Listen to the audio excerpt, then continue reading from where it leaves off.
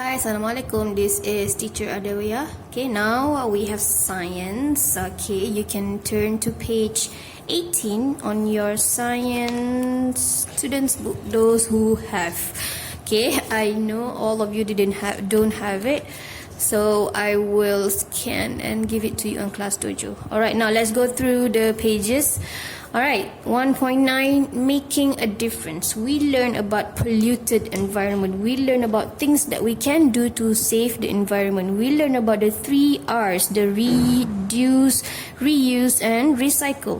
Okay, alright, now you can also try to do all this at home, not just going out, meet people and something like that. You can also save the environment from home. Okay, alright, now let's read. Okay, making a difference. Water is an important resource in all environments. Number 1, talk about how water is used at your school. How does water is being used at our school? Who can try to remember? Of course, we use water to drink. And then for the toilet, remember last time we don't have water and everybody freaks out and you have to bring your own water. That's the importance of saving your own water and learning how to save water by not wasting it. Okay, because I know some of our students like to play with water in the toilet. Is that how you save the environment? No. Okay, so that is how we use water in our school, in the toilet, at the canteen, at the sink. Alright, and okay, now read this newspaper article to see how one school took action to save water and care for their local environment. Number 2, what did the school do to save water? Number 3, what did the school do to get students involved in the project? Okay, alright, so here's a newspaper cut. Alright, okay, let's read. A Water Wise winner. The teachers and students of North Bank Primary School won a Green Award for their efforts to save water at their school. The school saved over 150,000 liters of water last year, and they now use 60% less water than they did before. 60% less is a lot.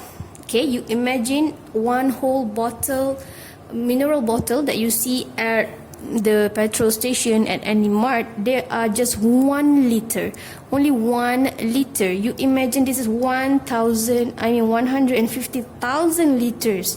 Okay, they can save up to this number. Okay, so what did they do? How do they do it? How they save water at their school?